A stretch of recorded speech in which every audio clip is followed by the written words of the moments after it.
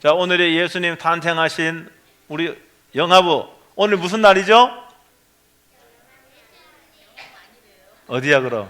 유치부야? 오늘 성탄절이죠? 오늘 성탄절인데, 성탄절 크리스마스라 그러는데, 이 크리스 안에 클라이스라는 뜻이고 뒤에 메스, 이게 다시 말해서 예수님 경배라는 그런 의미죠.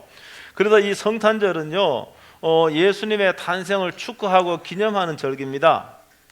예수님께서 탄생을 축하하고 기념하는 날이지만은 예수님이 꼭 오늘 12월 25일 태어났다, 그건 아니에요. 예수님 이 땅에 우리와 똑같은 인간의 몸을 입고 태어난 것은 확실한데 정확한 날짜는 아무도 몰라요. 하나님만 아시는 거예요. 그래서 대부분 나라에서는 이 12월 25일을 성탄으로 기념하지만은 1월 7일을 또 성탄으로 기념하는 그런 나라 교회도 있어요. 그리고 정통 교회에서 이단으로 이렇게 규정된 그런 단체가 있어요. 이런 단체들은 특별히 12월 25일을 이 정통 교회가 성탄절로 지키는 것을 강력하게 비난하고 있습니다. 그런 들어보셨습니까? 강력하게 비난합니다.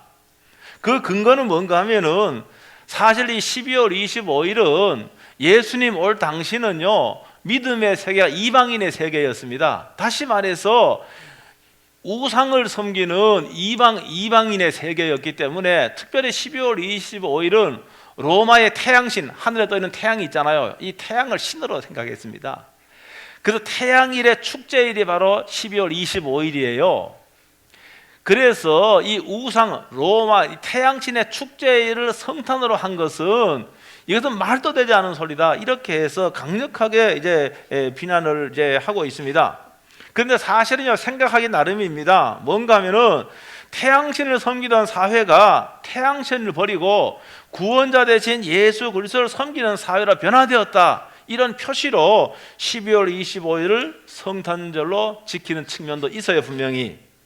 그러니까 그리스도에 대한 믿음이 이교도 사회를 완전히 변화시켰다는 의미로 이 성탄을 받아들이면은 뭐 잘못될 거 없습니다. 분명한 것은 예수님이 똑같이 우리와 인간의 몸을 입고 오셨지만은 언제 오셨는지는 모르다. 근데 분명히 한 날에는 오셨단 말입니다. 그래서 그 날을 지키면서, 한 날을 정해서 지키면서 예수님을 생각하고 또 기뻐하고 또 감사하고, 예수님께서 우리에게 생명을 주셨는데 우리도 나눔의 삶을 실천하는 것은 상당히 성경적으로 의미 있는 날이라고 볼 수가 있습니다. 그리고 성탄절은요, 주로 선물을 주고받는 날로 그렇게 인식을 하고 있어요. 아마 여러분 가운데 선물 받은 사람 있죠? 유치부 선물 받았어요? 뭐 받았어? 무슨 선물 받았어? 뭐? 아니, 말해도 괜찮아. 비밀이야? 선물 받았대요. 그래서 성탄절은 선물을 주고 선물을 받는 날로 이렇게 생각을 합니다. 그래서 성탄절 선물을 주는 것도 기분 좋은 일입니다. 여러분, 받는 것도 기분 좋은 일입니다. 여러분, 근데 이 성탄이 왜 선물을 주고받는 풍습이 생겼는가 하면은, 여러분 이것도 우리가 좀 기억을 해야 됩니다. 지난번에 제가 방송을 보다가 초등학생이 방송에 나왔어요. 초등학생이 방송에 나왔는데 사회자가 물어봅니다. 뭐라고 물어보는가 하면은, 아니, 학생은 오늘 어린이는 이번 성탄절 어떤 선물 받고 싶어요? 물어봅니다. 그랬더니 초등학생이 뭐라고 하는가 하면은, 우리 이모가 예수님 생일에 네가 왜 선물 받느냐 그러더라고. 그러면 그래. 그래서 이 성탄절 날요, 이 선물을 뭐 받는 것도 기분 좋은 일이지만은 우리가 성탄의 의미를 생각하면서 예수님이 나에게 생명 주셨잖아요. 그래서 우리가 나눔의 삶을 사는 것이 여러분 성경적으로 맞다고 생각합니다. 여러분, 착한 아이들에게 선물을 주는 이 산타클로스 영향을 많이 받았기 때문에 여러분, 성탄절날 선물을 받는 것을 우리는 학습이 되어버린 거예요. 어릴 때부터 그렇게 되었습니다. 여러분, 산타클로스는 여러분 아는 것과 같이 그 당시에 소아시아, 지금 터키 지역인데 성 니콜라우스라고 하는 주교가 있었습니다. 주교들은 복장이 빨간 복장입니다. 그래서 빨간 복장을 했는데 주교의 복장이 빨간 복장이에요. 그 성 니콜라우스 주교가요, 물려받은 재산이 많았어요. 그래서 이 재산으로 뭘 했는가 하면은 가난한 사람을 돕고 어린이들에게 자선을 베풀고, 이렇게 이 성 니콜라우스 주교가 했습니다. 이거 한 4세기 때 그렇게 했어요.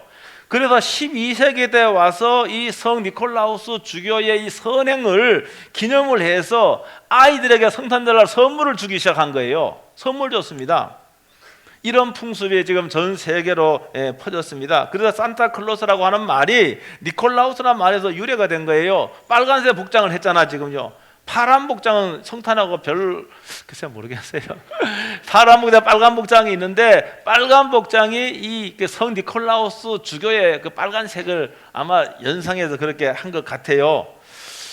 그 어린이의 이모가요, 예수님 생일에 왜 네가 선물 받으려고 하느냐라는 말은 맞긴 맞지만은 받고 싶은 선물을 받고 즐거워한 어린이들, 또 우리 모든 그리스도인들에게 제가 해주고 싶은 말이 있어요. 그거는 뭔가 하면 따라하면 세상에서 가장 큰 선물 예수 그리스도.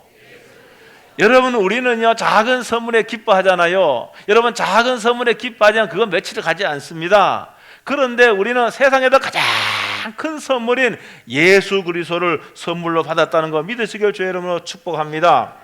여러분, 그러므로 선물을 받고 즐거워하고 기뻐하는 것처럼 우리들도 여러분 예수님 중심에 모시고 기뻐한 여러분 되시길 주의 이름으로 축복합니다. 그런데요, 2000년 전에는 예수님이 가장 큰 선물인데 선물인지 몰랐어요. 왜 그런지 아십니까?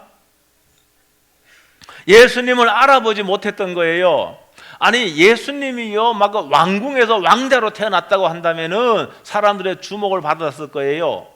아니면 예수님이 엄청난 부자의 가문에 태어났다 그러면은 좀 주목을 받았을지 몰라요. 근데 예수님은 그렇지 않고 가장 가난한 자의 모습으로 오신 거예요. 그리고 또 목수의 아들로 오셨단 말입니다. 그러니까 사람들은 예수님을 선물인지 몰랐어요. 가장 큰 선물인데도. 여러분, 하나님은 그런데 사람들이 믿든 안 믿든 세상에서 가장 큰 선물인 예수님이 오셨다, 이 사실을 고지한 거예요. 알려줬다 그 말입니다. 정말이야. 네? 정말이에요. 오늘 읽은 말씀이 그 말씀이에요. 사람들은 몰라요. 눈이 감겨서 몰라요. 그런데 하나님은 천사를 보내서 사람에게 예수님이 오셨다, 가장 큰 선물인 예수님이 오셨다라고 오늘 이렇게 고지하고 알려주었던 거예요. 그 대상, 그 사람이 누굽니까? 누구예요? 누구에게 알려줬어요? 그건 모르지. 따라합니다. 목자. 목자는 뭔가 하면 양을 치는 사람을 목자라 그래요. 목자에게 알려준 거예요. 그런데 양을 치는 사람은 지금도 그렇지만은 그 당시에도 양을 치는 사람은요 상당히 뭡니까? 이게 좀 사람들 무시당하는 그런 계급이었어요. 가난한 사람들이었고 아주 천시받는 그런 직종에 있는 사람이 바로 이 양을 치는 사람이었어요. 그런데 왜 목자에게 이런 사실을 알렸을까 제가 생각해 봤습니다. 정치인들도 아니고 종교 지도자도 아닌데 왜 하필 이 목자들에게 하나님이 천사를 보내서 가장 큰 선물인 예수님이 오셨다는 거 말했을까? 제가 생각해 봤어요. 여러분, 유대인들에게는요 법이 두 개가 있는데 첫 번째는 성문법이, 따라하면 성문법. 성문법은 문자화된 글로서 기록된 법이 성문법이에요. 그것이 모세오경이 성문법이에요. 또 하나가 있는데 구전법이, 구전이 뭔지 아시면 구전이 뭐예요? 구전, 말, 입구자야. 입으로 전해 내려오는 게 구전이에요. 그러니까 구전법이 있어서 문자로 기록되지 않았지만은 말로서 계속해서 이어져 내려온 그런 법이 있었단 말입니다. 구전법이 있었어요. 그래서 여러분, 그 로마가 예루살렘을 다 정복을 하고 유대인들은 세계 각지에 뿔뿔이 다 흩어졌잖아요. 그때 뭔가 하면 이 구전법을 이거 새로 정리를 해야 되겠다라고 한 것이 뭔가 하면 그게 탈무드예요. 탈무드인데 탈무드 가운데도 미라시라고 하는 게 있는데 미라시는 이 법을 해석한 거예요. 거기 미라시에 보면은 예루살렘 성전에서 제사를 드릴 적에 제사 드리려면 뭐가 필요한지 재물이 양이 필요하잖아요. 양이 필요한데, 그런데 그 당시에는 이 미라시에 보면은 성전에 제물로 드려질 양을 키우고 보호하는 그런 목동도 있었다는 거예요. 그러니까 성경학자들 이 목동이 일반 목동이 아니고 예루살렘 성전에 드려질 양들을 키우고 보호하는 그 목동이다. 여러분 이렇게 해석하고 있는데 사실은 그게 틀린 말이 아닌 것 같아요. 그리고 또 한 가지는 뭐가 있는가 하면은 이 미나시에 보면은 이 양떼를 사육하고 지키는 망대가 있는데 베들레헴 에델 망대가 있어요. 에델 망대가. 여러분 여러분 해보면 다 나와요. 요새 보면 다 나와요. 에델 망대가 있는데 그 에델 망대에 메시아가 오신다. 그런 내용도 거기에 있어요. 그런데 우리는요, 성경 보면은 이 성경에는 그런 내용이 없어요. 단지 미가 선지자를 통해서 미가서 5장 이전에는 성경에 베들레헴에 오신다는 말이 있지, 그 에델 망대에 오신다는 그런 말이 없어요. 그럼 이거는 받아들이기 어려운 거고요. 여러분, 그러나 본문의 목자가 이 에델 망대의 목자였다면은 여러분 한번 보세요. 이 예수님의 탄생, 그들의 큰 충격 아니겠습니까? 구전으로 전해져 오는 것이 뭔가 하면 우리가 이 에델 망대 메시아가 오신다 그렇게 듣고 있었는데, 어느 날인가요, 천사가요 영광 가운데 오셔서 메시아가 태어났다는 걸 알려주는 겁니다. 큰 충격을 받은 거죠. 그래서 그들은 이 사실을 믿고 어디로 갔는가 하면은 천사가 일러준 그 동네로 갔던 겁니다. 거기서 아기 예수를 만나봤다는 사실을 믿으시길 주의 이름으로 축복합니다. 오늘 본문에 있는 내용이지 않습니까?